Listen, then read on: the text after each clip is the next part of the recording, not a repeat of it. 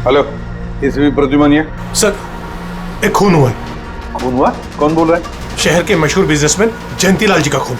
जयंतीलाल जी का खून हुआ है? कौन बोल रहा है ये? देखिए सर, मैं कौन बोल रहा हूँ ये इंपॉर्टेंट नहीं है। इंपॉर्टेंट ये है कि सेठ जी का खून हुआ है और उनके घर वाले उनकी बॉडी को अंतिम संस्कार के लिए लेकर जा रहे हैं।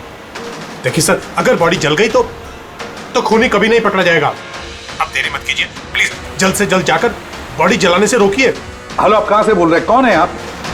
Hello, damn it.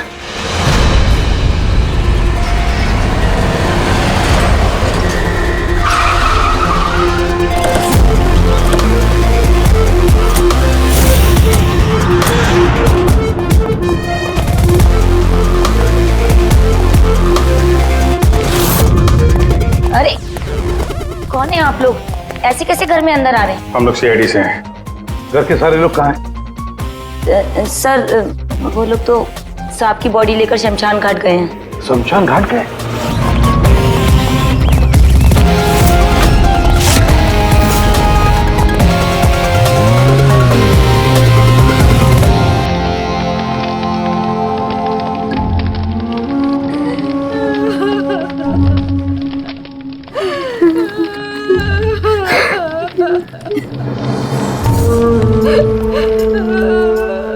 क्या बताऊं मैं, यकीन नहीं हो रहा कि जयंती भाई अब हमारे बीच नहीं है।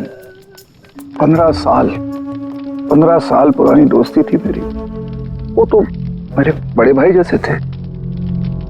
पता नहीं ये सब कैसे अचानक से हो गया।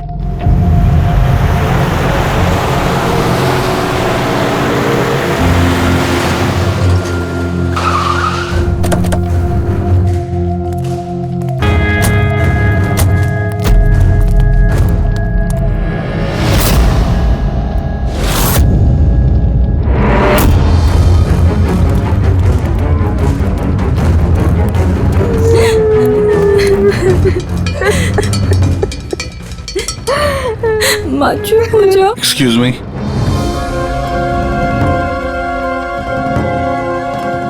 देखिए, हम लोग सीआईडी से हैं। हाँ? जयंतीलाल जी के परिवार वालों से मिलना चाहते हैं। मैं जयंतीलाल जी की पत्नी Deepa.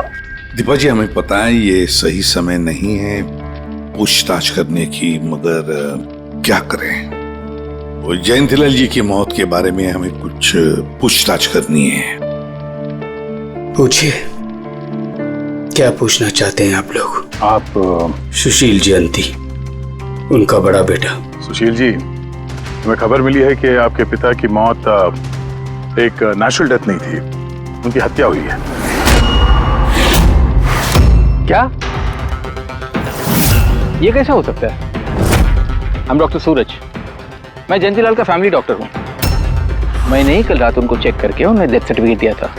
He died a natural death। ये सही कह रहे हैं। जयंती भाई की मौत सभी घर वालों के सामने ही तो हुई थी, और इतने सालों से मेरा इस परिवार से रिश्ता है, वो लोग झूठ क्यों बोलेंगे?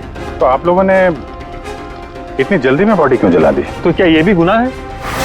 इतने महीनों से पिताजी बीमार थे, कितने इलाज किए, कितनी कोशिशें की, नहीं बचे वो।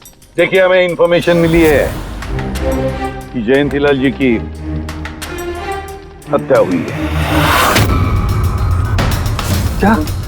हमने आपके पड़ोसियों से भी पूछा। उन लोगों ने भी कल रात जयंतीलाल जी के चिल्लाने की आवाज सुनी थी। देखिए, पड़ोसियों ने जो कहा वो सही है, लेकिन उनको या आप लोगों को सही बात नहीं पता है। और वो सही बात क्या है? पिछले 3 महीने से डैडी की दिमागी हालत भी ठीक नहीं थी। वो ना सिर्फ लोगों को और बातों को भूलने लगे थे, बल्कि उनको हेल्यूसिनेशन यानी भ्रम हो गया था। गलत सही, सच झूठ का फर्क उनको समझ में नहीं आ रहा था। दौरे पड़ने लगे थे उनको लगने लगा था जैसे उनको कोई मारने वाला है। कल रात भी उनको ऐसा ही दौरा पड़ा था।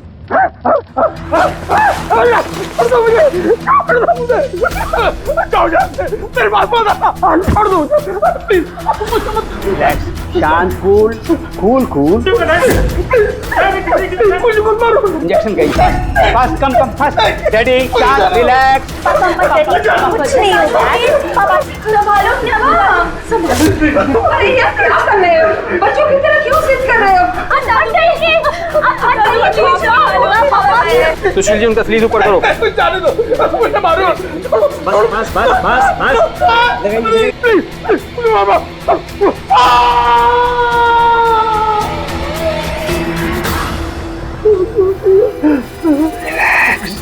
और इस बार अटैक इतना बड़ा था कि मुझे उन्हें बेहोशी का इंजेक्शन देना पड़ा और 2 घंटे बाद उनकी मौत हो गई। मैं आपको सारी डिटेल्स दे सकता हूँ, उनकी मेडिकल रिपोर्ट्स, मेडिकल हिस्ट्री, दवाइयाँ, सब कुछ दे सकता हूँ मैं आपको। हो गई तसल्ली आपको? अब हम अपना काम कर लें। इतनी जल्दी भी क्या है हेमंत? जरा सच तो सामने आ जाए।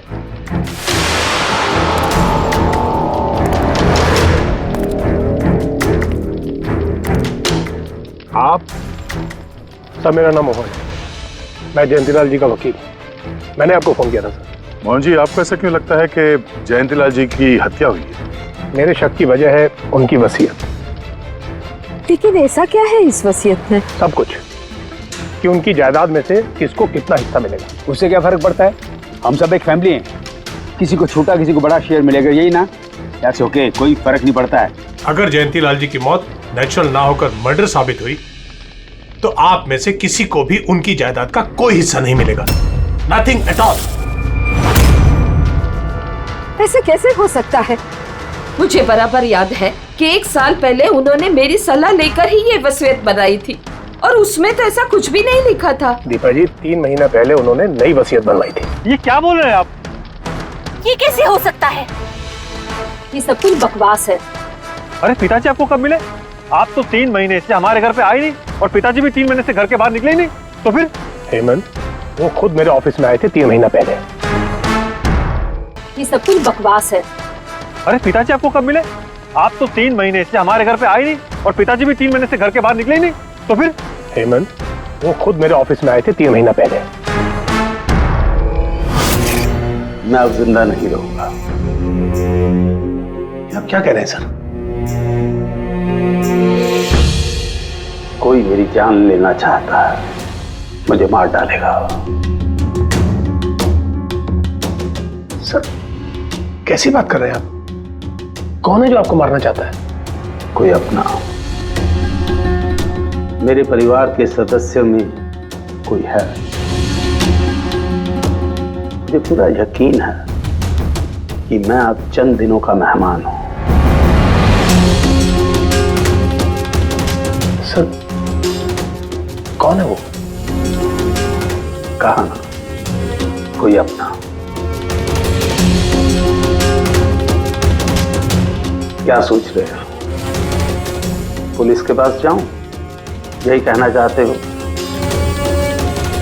सर, मैं पुलिस को खबर करूं? नहीं, पुलिस वाले भी अब मुझे पागल समझेंगे। तुम मेरा एक काम करो मोहन, मेरा वसीयतनामा बदल डालो। अगर मेरी मौत हो जाती है और मौत के बाद ये साबित होता है कि उसका कारण मेरा परिवार है, तो मेरा बिजनेस, मेरा पैसा, मेरा कुछ भी परिवार के किसी भी सदस्य के नाम नहीं होगा। सर, अगर परिवार के सदस्य को नहीं मिलेगा तो किसको मिलेगा?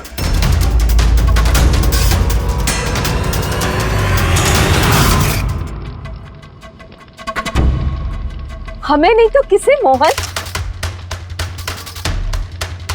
जायदाद किसको मिलेगी? सर, सीआईडी को।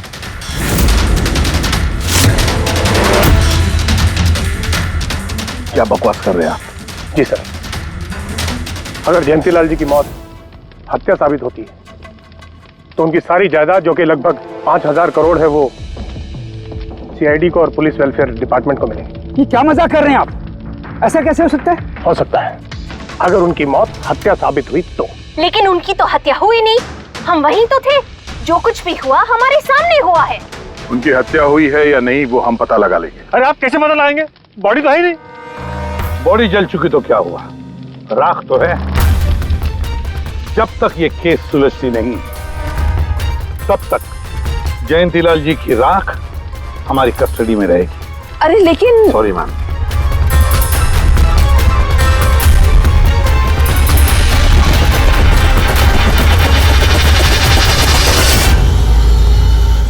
मोहन जी, सर जरा बताइए, क्या जयंतीलाल जी ने खुद आपसे कहा था कि उनके परिवार वालों में से कोई है जो उनकी जान लेना चाहता है? जी सर।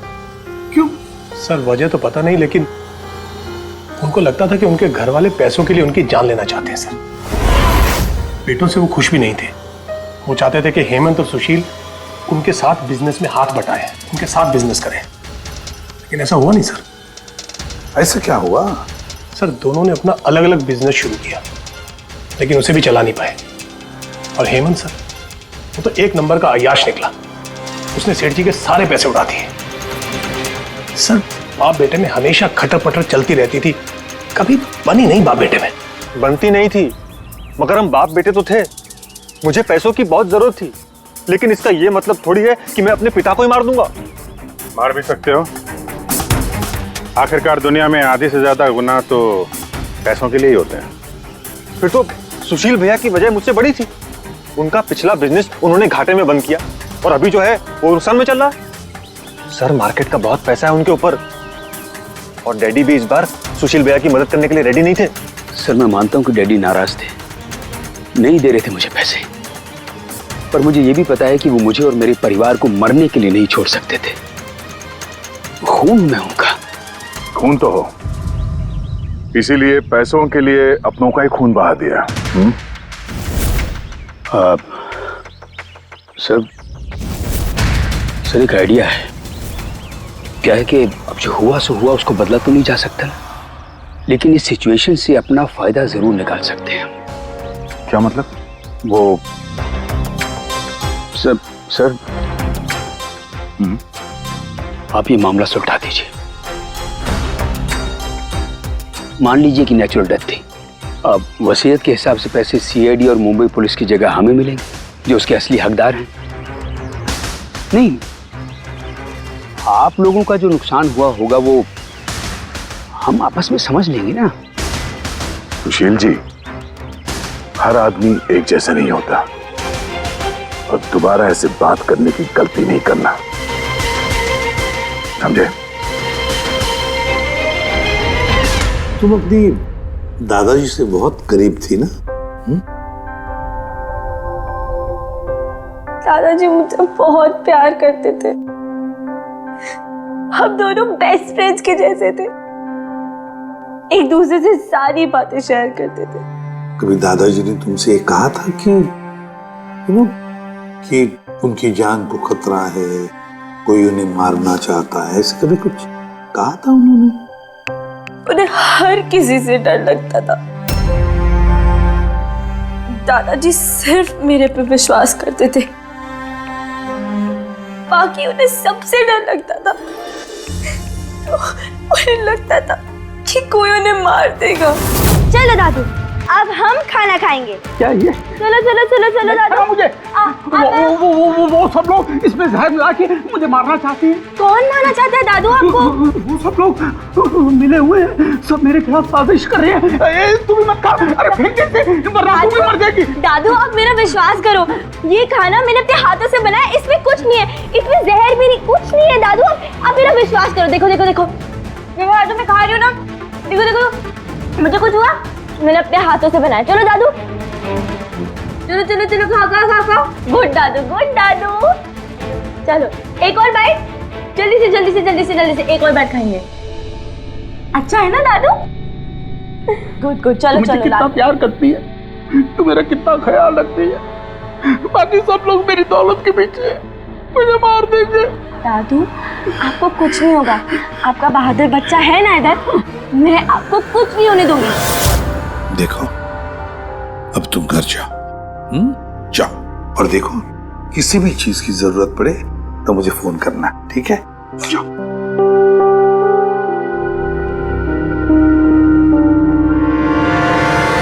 हाँ सौरभ के, बता क्या निकला राख में से?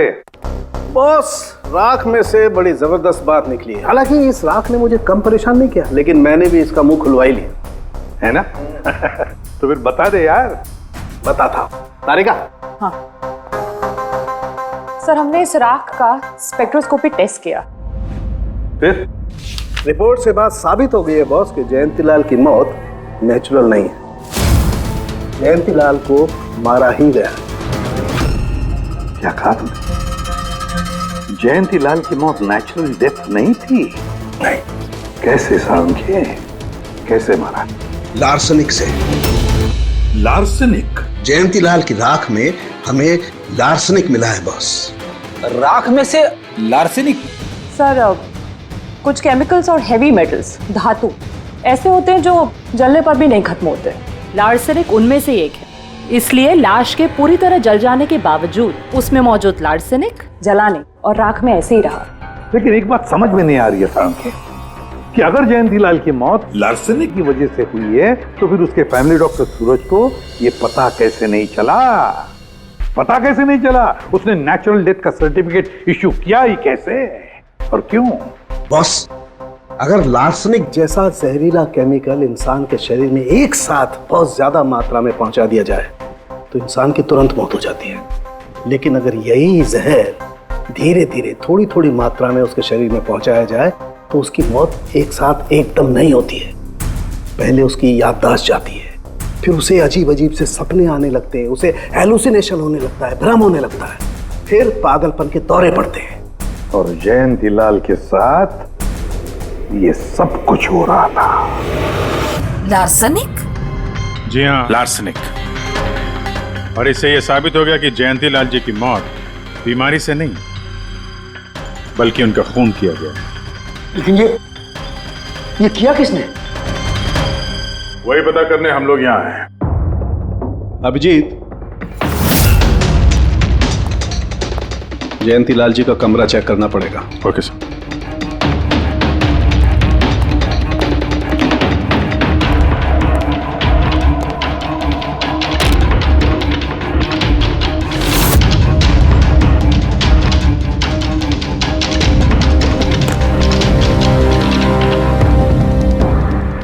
हम पे शक कर रहे हैं? आपने ऐसे सोच भी कैसे लिया कि हम लोगों में से कोई ऐसी घिनौनी हरकत कर सकता है? ऐसा कुछ नहीं है माँ, ये सब इनकी चाल है। डैडी की प्रॉपर्टी इन्हें मिल जाए इसके लिए मनगढ़ंत कहानी बना रहे हैं ये लोग। बकवास मत करिए सुशील जी, दोबारा ऐसा बोला ना अंदर डाल दूंगा।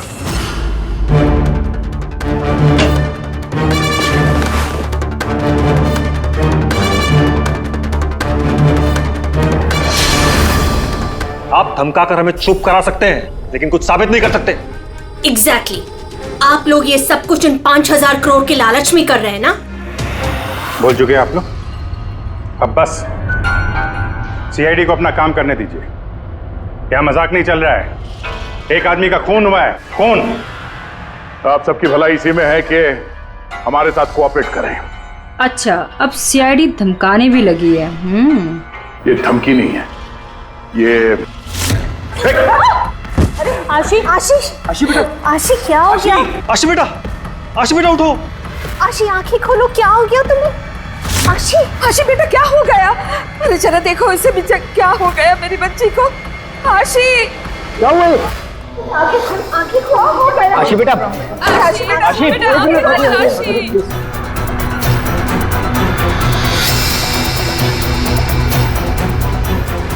क्या हो गया आशी? आशी, इसे हॉस्पिटल ले जाना पड़ेगा फौरन। हाँ पंकज, क्या? माय गॉड, ये अच्छा ठीक है। क्या हुआ? ये डॉक्टर सूरज ने आशी के कुछ टेस्ट किए थे, पता चला कि उसके खून में भी लार्सेनिक है। लेकिन सर, लार्सेनिक आशी के खून में पहुंचा कैसे होगा? सर, ऐसी कोई कॉमन चीज जो जयंतीलाल जी और आशी दोनों के कांटेक्ट में आई हो? खाना। अब आशी ने बताया था ना कि कुछ दिनों से जयंतीलाल जी का खाना वो खुद टेस्ट कर रही थी। नहीं बस खाना नहीं, ये कुछ और है। ये सालुंखे साहब, ये आपको कैसे पता चला? बताता हूँ, बस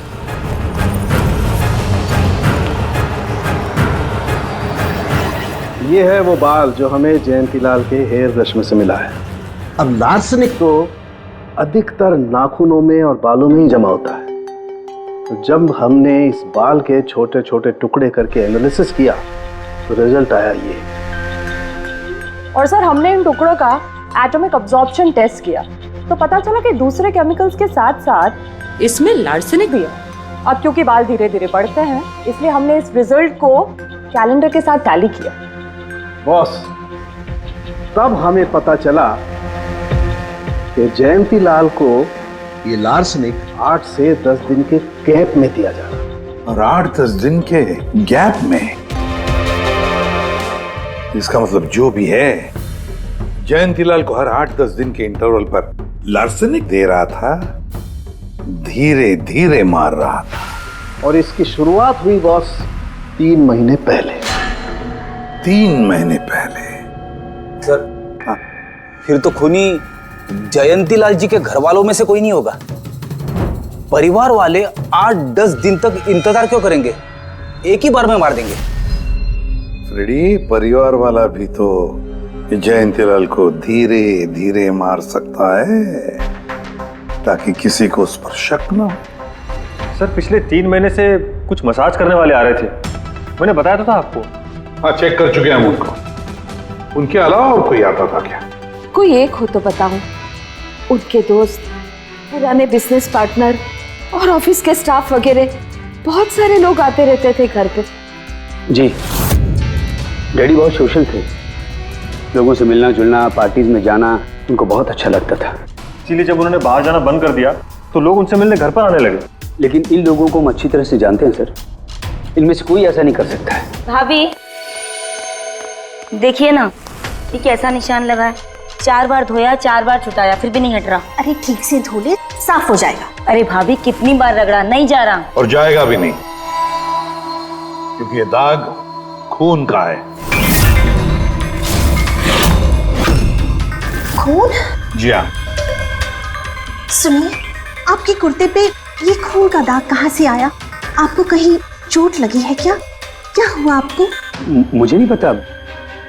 अरे मुझे मेरे कुर्ते पर कहाँ से आया?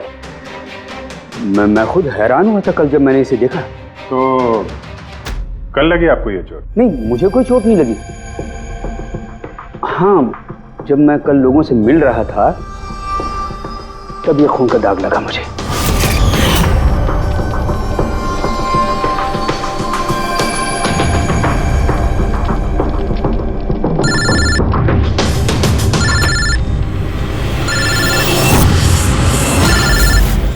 बिना चोट खून के धब्बे, अजीब बात है। वही तो। और कुछ हुआ था कल? कोई खास बात? नहीं सर, और कोई खास बात नहीं। साहब, एक बात अजीब हुई थी। क्या? कल सुबह मुझे गार्डन में कांच के कुछ टूटे हुए टुकड़े मिले थे। कांच के टूटे हुए टुकड़े? तो फिर? साहब, उन टुकड़ों में खून लगा हुआ था। क्या? कांच के टुकड़ों में खून लगा हुआ था? जी। कहाँ पर वो? अब वो तो मैंने कचरे के डिब्बे में डाल दिए। इस कुर्ते पे खून, कांच के टुकड़े पे खून। कहाँ देखे थे वो कांच के टुकड़े तुमने? ये देखिए, यहाँ पर मिले थे मुझे कांच के टुकड़े। यहाँ पर? जी।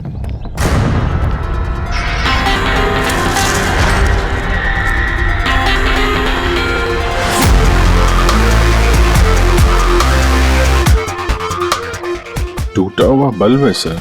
बल्ब का टुकड़ा मिला क्या उसको? काम करो अभिजीत, इस घर में जितनी भी लाइटें हैं, लैंप्स हैं, सब चेक करो। देखो कोई बल्ब गायब है क्या?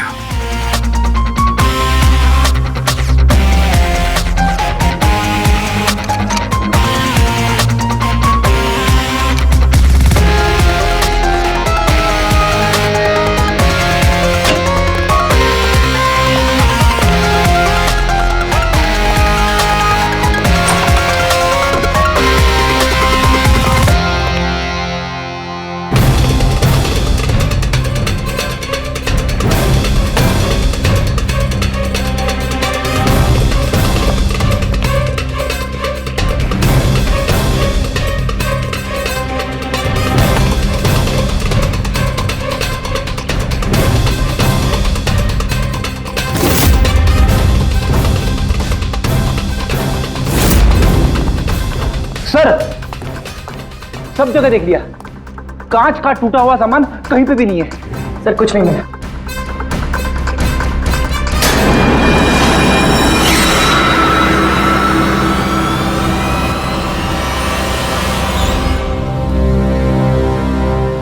सर आप जी ये सही, ये देखिए यहाँ का बल्ब गायब है।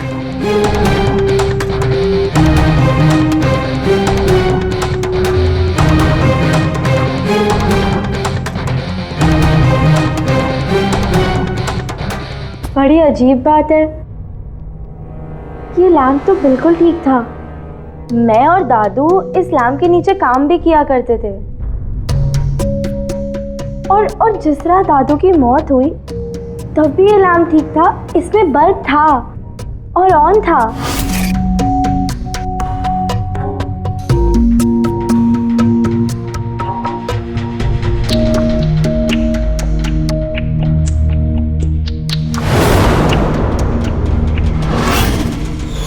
तो फिर इस लैम्प से बल्ब अचानक गायब कैसे हो गया?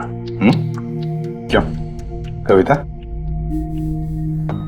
नहीं साहब, मुझे कुछ नहीं मालूम ये बल्ब कैसे गायब हुआ, किसने निकाला, मैं कुछ नहीं जानती।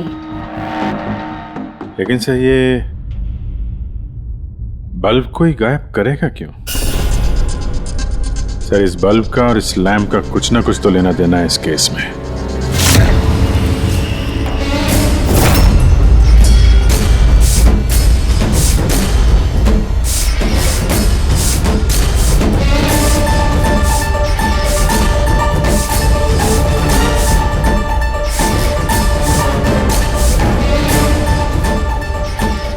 बॉस, ये धब्बे देख रहे हो? ये धब्बे लार्सनिक के हैं। लेकिन ये लार्सनिक के धब्बे पूरे लैंप पर कैसे है? बॉस, हुआ ये होगा, खूनी जयंतीलाल जी के घर पे आता होगा हर 8 या 10 दिन में। नमस्ते साहब। साहब ऊपर है अपने कमरे में।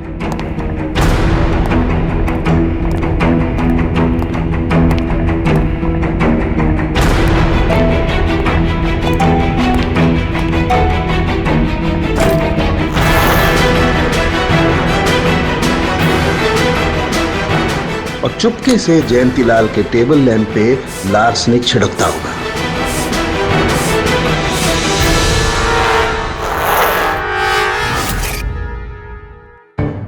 शायद जयंतीलाल जी हमेशा इस टेबल पर बैठ करके काम किया करते थे।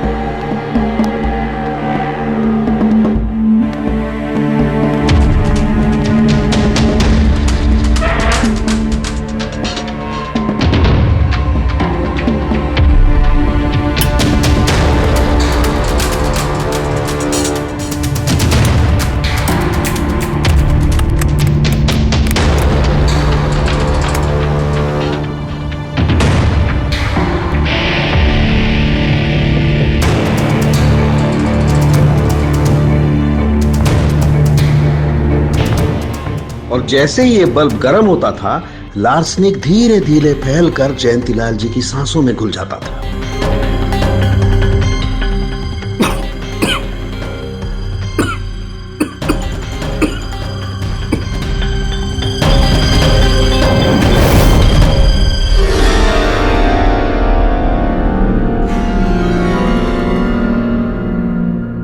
सालू के साथ आशी को लार्सेनिक का इतना असर क्यों नहीं हुआ? उसे लार्सनिक का इतना असर इसलिए नहीं हुआ फ्रेडी, क्योंकि वो यहां हमेशा नहीं रहती थी। कभी कभी आती थी अपने दादाजी के पास। यार ये जो भी कोई है, इस जयंतीलाल के और घर वालों के करीब का ही कोई है, इसलिए वो जयंतीलाल की मौत के वक्त यहां मौजूद था और मौत होने के बाद में सबूत मिटाने के लिए उसने उस लैंप में से वो बल्ब निकालकर अपने जेब में रख दिया होगा और फिर सभी घर वालों से मिलते वक्त सुशील जी को भी अपने गले लगा लिया।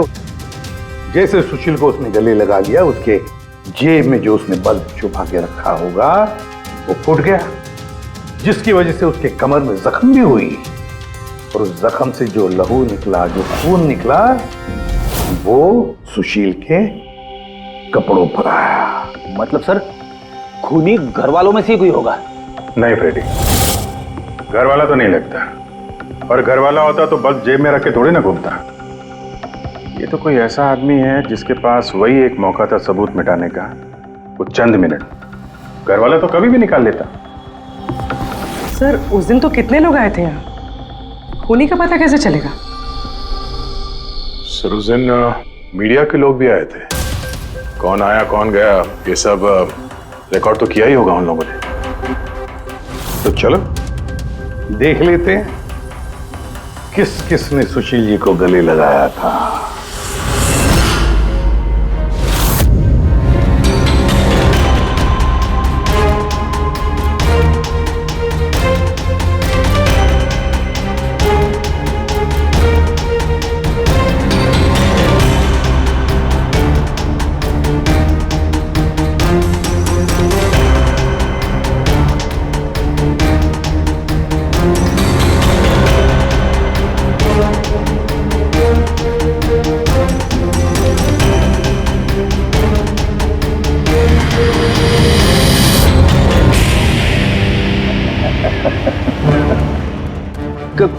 क्या हुआ सर, खूनी का पता चल गया?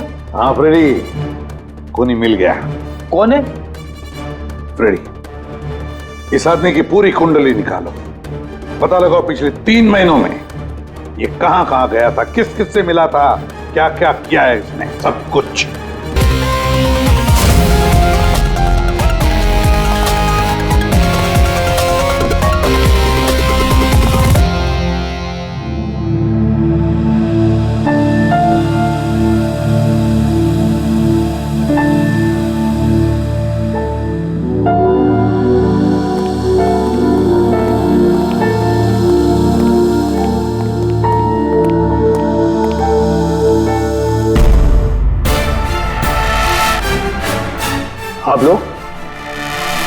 आप लोग फिर यहाँ हैं? खूनी का तो पता चला नहीं होगा, कुछ छानबीन रहेगी होगी। नहीं नहीं सुशील जी, कोई छानबीन नहीं बची है, खूनी का पता चल गया है और खूनी अभी इसी वक्त यहाँ हम सब के बीच मौजूद है। क्या? कौन है वो?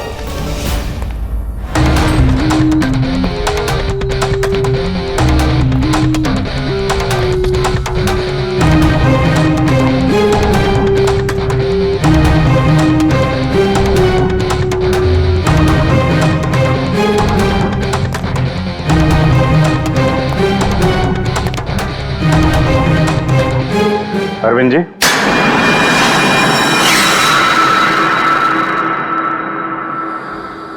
जरा उठेंगे आप? मैंने क्या किया? अरविंद जी, आपने क्या किया इसका तो पता हमने लगा ही लिया है। बस अब आपके कारनामे हम आप ही के मुंह से सुनना चाहते हैं। क्या बकवास है ये? आप मुझ पर इल्जाम लगा रहे हैं। आपको क्या लगता है कि मैंने जयंती को मारा? अभिजीत, मौका मिला था, मान जाते तो सबके सामने कपड़े नहीं उतरते। जरा एक कुर्ता उठाना। क्यों? अरे उठाओ सर। क्यों?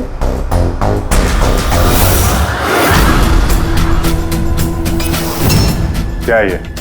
निशान कैसा है? हाँ?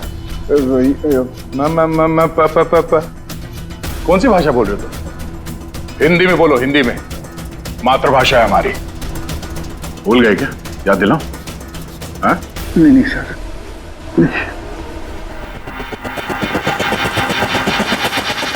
बताता हूं। नफरत करता था मैं जयंती से, 5 साल पहले हमने एक बिजनेस शुरू किया था। आज ये इतना बड़ा 5,000 करोड़ का एम्पायर है ना, वो मेरे मेहनत की कमाई थी। मैंने अपनी जिंदगी की सारी जमा पूंजी इस बिजनेस पे लगाई थी, पर जयंती की नीयत में खोट थी। उसने मुझे धोखा दिया, मुझे मेरी कंपनी से निकाल दिया। तब मैंने सोचा कि जब मौका मिलेगा तो मैं इसका हिसाब चुकता करूंगा। और वो मौका तुम्हें मिला 3 महीने पहले एडवोकेट मोहन के ऑफिस में, जहां पर जयंतीलाल जी भी आए थे और तुमने चुपके से उन दोनों की बातें सुन ली थी। अगर मेरी मौत हो जाती है और मौत के बाद ये साबित होता है कि मेरी किसी ने हत्या की है, तो मेरा बिजनेस, मेरा पैसा, कुछ भी मेरे परिवार के किसी भी सदस्य को नहीं मिलेगा। सर, अगर परिवार के सदस्य को नहीं मिलेगा तो किसको मिलेगा? सीआईडी को, जो मेरा मर्डर इन्वेस्टिगेट करेगा।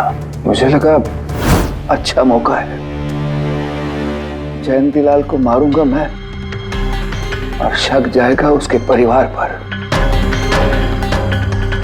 और इसीलिए तुमने जयंतीलाल की तरफ दोस्ती का हाथ बढ़ाया, एक नया प्रपोजल लेकर। क्यों? मेरे दिमाग में एक आइडिया था जिसके लिए मेरा उसके घर बार बार जाना जरूरी था।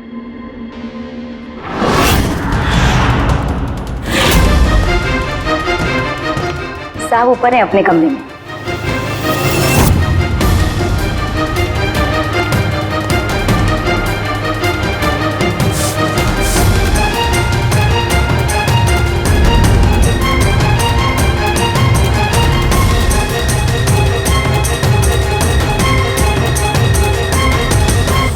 लेकिन एसीपी साहब, आपको इन पे शक कब हुआ?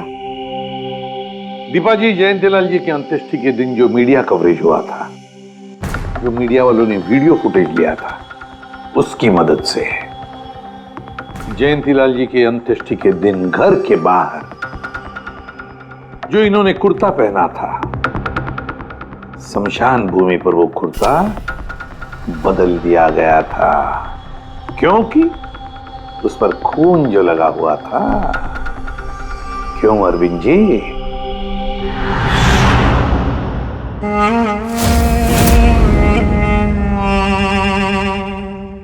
अरविंद जी, बदले की आग में तुमने जयंतीलाल का खून कर दिया। क्या मिला तुम्हें? कैसा सुख मिला? गलत किया तुमने, गलत किया। रेडी?